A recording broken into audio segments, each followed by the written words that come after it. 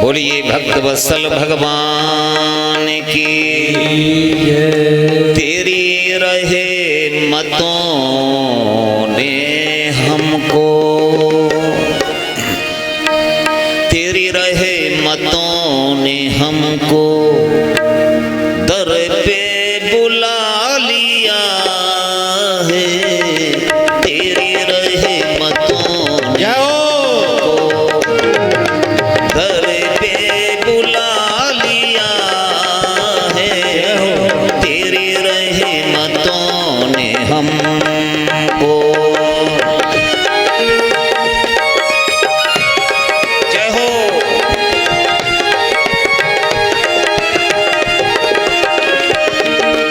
तेरी तालियां ने हमको दर पे बुला लिया है।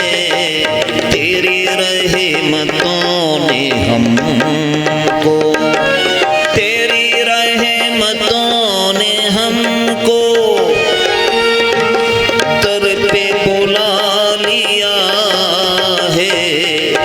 दर दर की ठोकरों से, दर दर की ठोकरों से हमको बचा लिया है।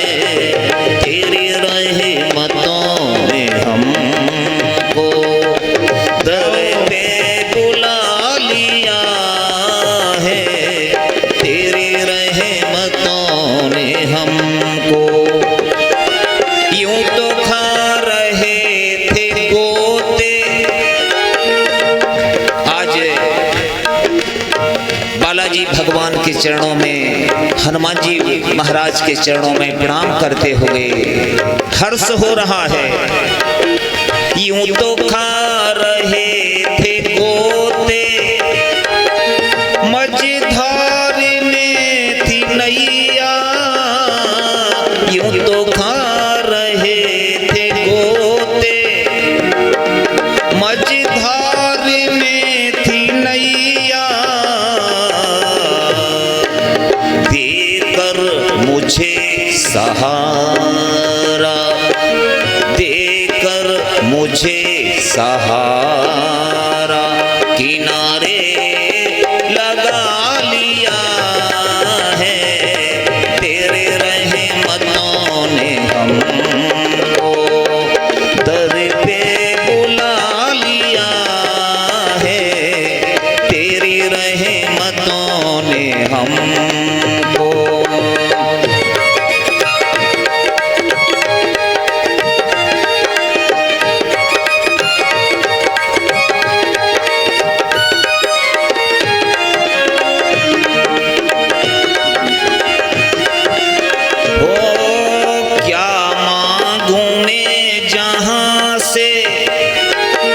क्या मांगूं मैं जहां से, दुनिया तो है भिखारी।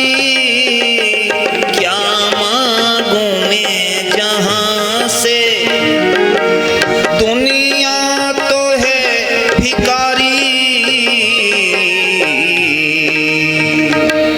मैंने तो तेरे दर पे, तो तेरे दर पे दामन फैला दिया है।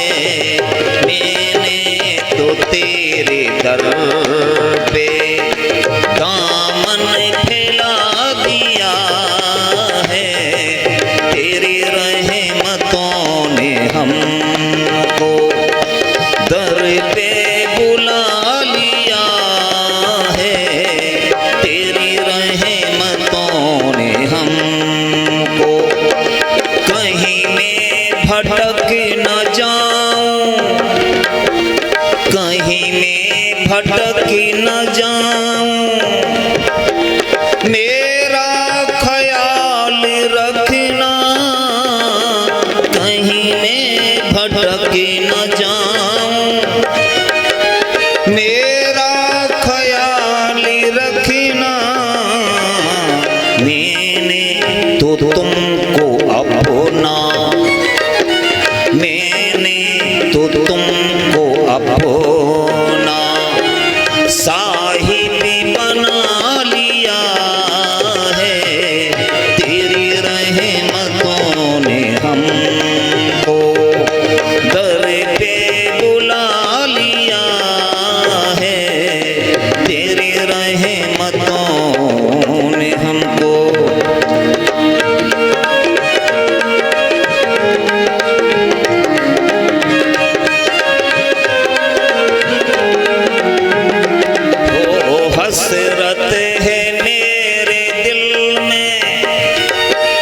हसरत है मेरे दिल में दर्शन तेरा नहीं पाऊं।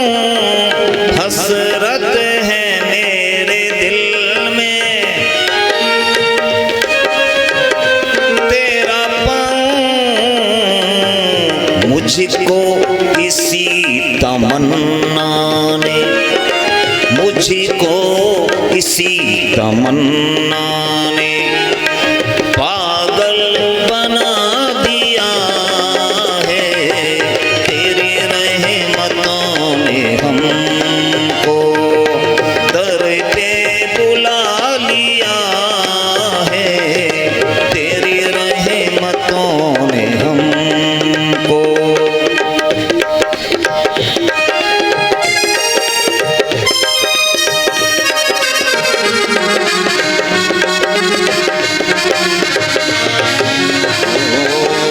हसरत है मेरे दिल में दीदार तेरा पाऊं।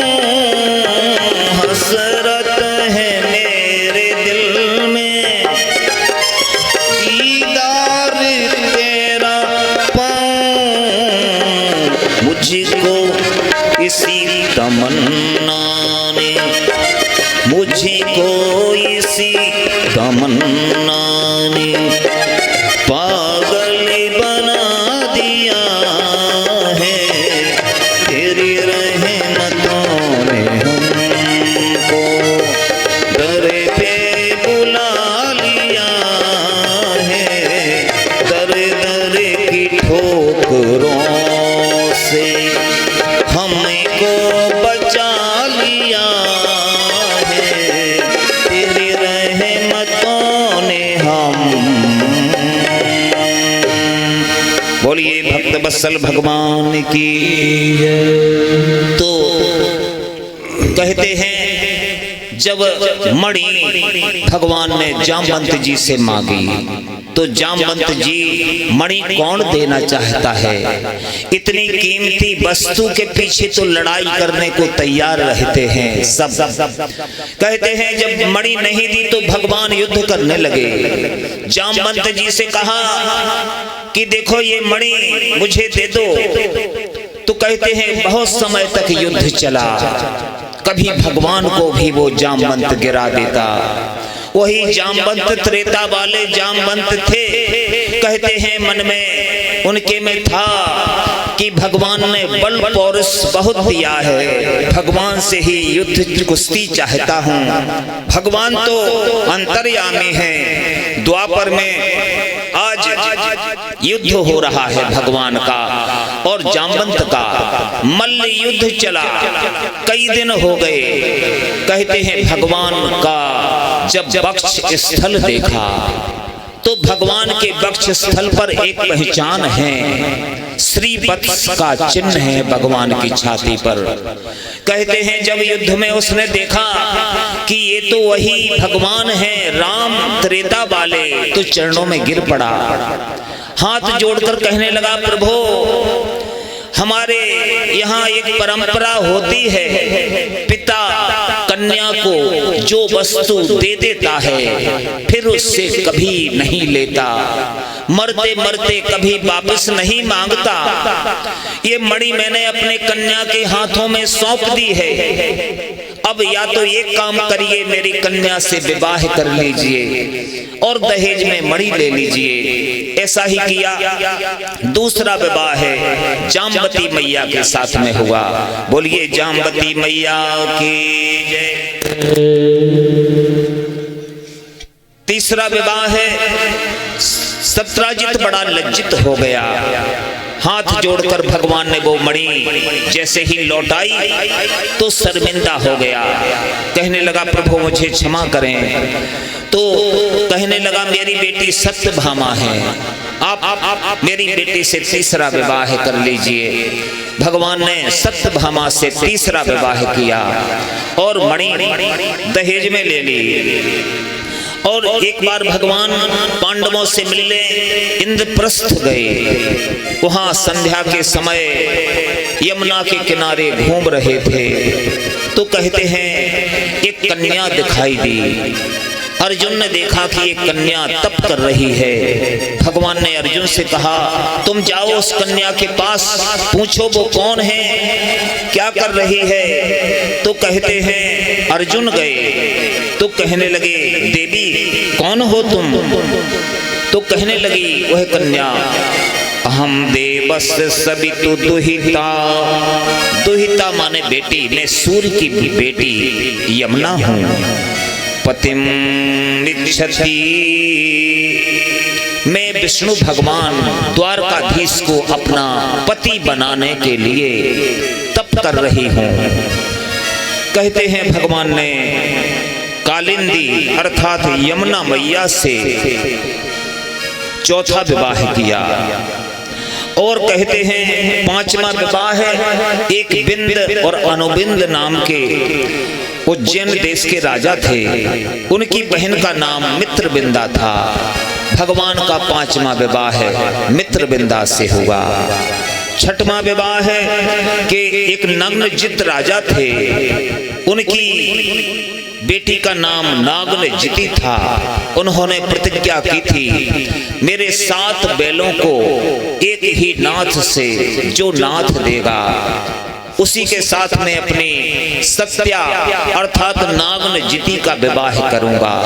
भगवान का नाम तो जगन्नाथ है।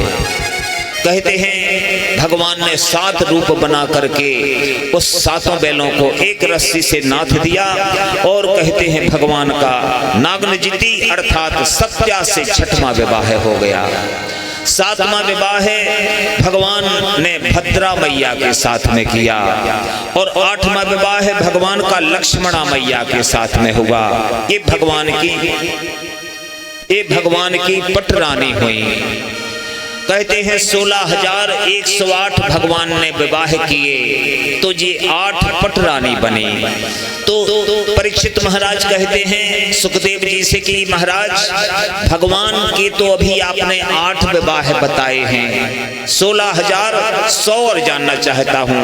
तो सुनो सुखदेव महाराज बोले एक भौमासुर नाम का राक्षस था, वो जिस राजा को पराजित करता उसकी जितनी बेटियां रानियां होती सब हरण करके लाता और अपनी जेल में बंद कर देता। ऐसा करते करते उन बेटियों की संख्या 16,100 हो गई। सब देवियों ने